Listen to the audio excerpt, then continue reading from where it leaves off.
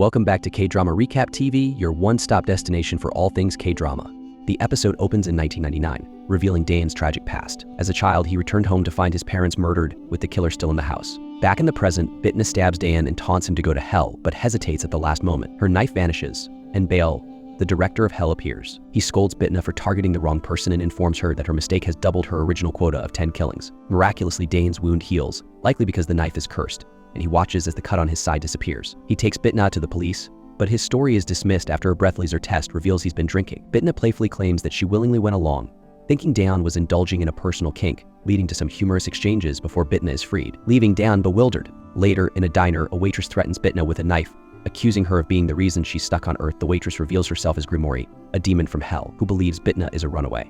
However, when realizes Bitna is actually Justicia, she immediately becomes submissive, claiming to be her biggest fan. Grimoire, disguised as Leah Wrong, also has a mission to kill a certain number of people and advises Bitna that she should ensure Dayan doesn't expose them. Bitna's assistant, Kumandu, encounters a religious woman who brings him to a church, offering to help save his soul. Meanwhile, Bitna confronts Dayan, revealing her true nature by conjuring the knife in front of him. She destroys any evidence, including cameras, and prevents him from secretly recording her. She tells Dayan that her attempts to kill him were unintentional, but based on what he said, and urges him to drop the case. However, Dayan, driven by the trauma of his parents' murder, refuses to let it go. Meanwhile, Jung Jae-gul, working on a new apartment complex, faces issues with a villa where Bitna resides. Since she refused to sign a document in the previous episode, Jae-gul considers how to deal with her. However, this subplot is left unresolved as the episode shifts focus to a new case involving a tragic incident on a lake. Jiho and his mother escape a sinking car, but his drunk father drowns. A custody battle over Jiho ensues between his mother, Ba Jae-yong, and his grandmother, who is on trial for taking Jiho without consent.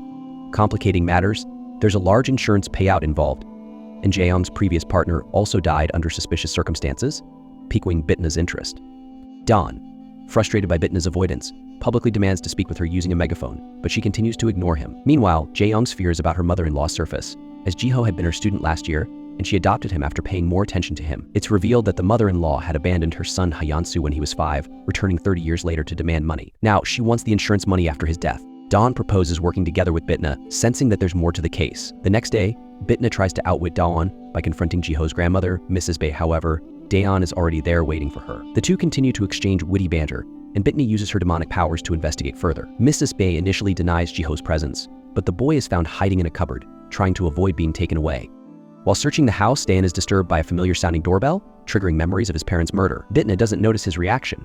The grandmother reveals that Jae-yong behaved inappropriately at the funeral and disappeared shortly after, leaving Jiho in a trashed house with only 5,000 won. It becomes clear that Jae-yong has been spending the insurance money on herself while neglecting Jiho. Bitna and Dayan delve deeper into the case, discovering that Jiho witnessed his stepmother deliberately cause the accident that killed his father by gluing the seatbelt shut and driving into the water. She even threatened to kill his grandmother if he spoke up. Bitna vows to protect Jiho, telling Dayan she believes in children's testimonies, even his. This emotional moment moves Dayan to tears, realizing Bitna has some compassion after all. In court, Judge Kang suspends the grandmother's case, allowing her to go free as long as she doesn't commit any crimes for the next 2 years. However, Jae-yong retains custody of Jiho despite everything, which is all part of Bitna's plan. Using her mirror, Bitna sees Jae-yong about to drown Jiho in the bathtub. With the boy dead, Bitna arrives, knife in hand, ready to deliver justice. As Bitna uncovers Jiho's shocking truth and Jae-yong grows more dangerous, tensions escalate. With Dayan digging deeper into his past and Mrs. Bae's motives still uncertain what will happen next, Episode 4 is sure to bring even more surprises. Please do not forget to like, subscribe, and share.